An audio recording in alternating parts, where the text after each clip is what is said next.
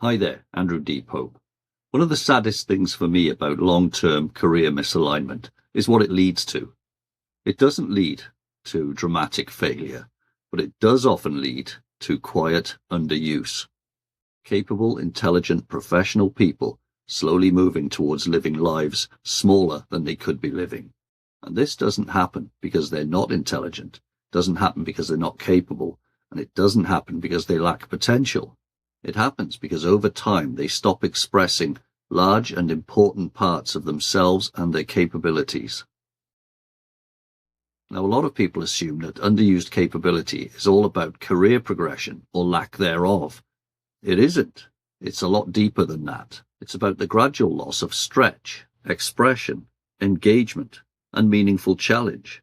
And eventually that changes how people experience and think about their lives. Perhaps counterintuitively, underused capability can in fact feel very comfortable. Less pressure, less uncertainty, more predictability. After periods of stress or instability, underused capability can actually feel necessary. But long-term underuse, especially in your midlife career, creates different problems. Because capability needs expression, not constantly, not obsessively, but deliberately, thoughtfully, and meaningfully.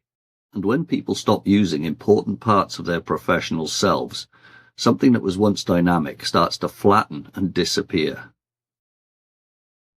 Here are a couple of generic but all too typical examples. I've experienced this, so have the people I've worked with quite often. A certain someone becomes extremely competent in their career over time. Reliable, experienced, and trusted.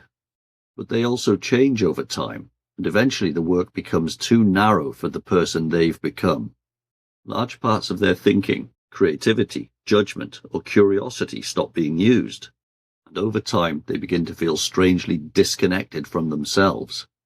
Or consider another certain someone who once had strong ambition, energy, or curiosity, who now, over time, is adapting to an environment that requires very little of them. At first, their role feels easier. Over time, it feels diminishing. I've been here a few times in my life. I have a collection of t-shirts. It's not a good place to be. Now, I'm not for a second suggesting that you should now constantly chase ambition, achievement, or status. That's not the point. The issue is not ambition for its own sake. The issue for you is whether your personal and professional life still allows meaningful expression of who you are becoming. So when this gradual disconnect happens, there isn't any overt or dramatic suffering or dramatic event to signal this. In fact, anybody looking in from the outside would see that you're doing fine.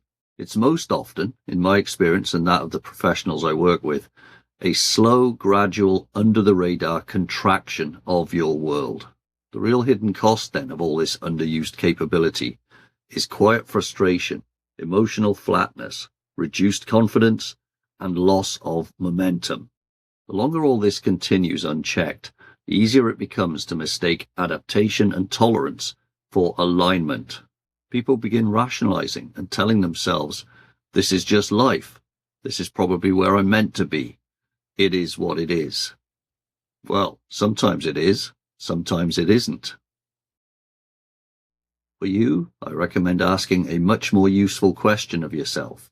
What parts of my professional self have I stopped fully using? That question, and your honest answers to it, can reveal a lot. So as always, I recommend strategic recalibration over reinvention. Strategic recalibration is not about changing everything. Strategic recalibration is about deliberate, thoughtful, and intentional realignment. It's also about restoring full expression to those parts of your professional self that you've allowed to go quiet. So, as always, here's something well worth reflecting on. What parts of your professional self feel underused right now? And by the way, I'd be genuinely interested to hear if your midlife career experiences match with these ideas. Drop a comment. I'll be fascinated to hear what you've got to say. So if the ideas in this video resonate with you, there are many more conversations like this on the channel. Consider subscribing if you'd like updates in the future. Why not drop a like, assuming you liked it? All of these things help. In the next piece, we'll explore another important part of this process, maintenance mode, and why comfortable competence can become a professional trap over time. Remember, deliberate evolution beats accidental drift. I'm Andrew D. Pope. See you next time.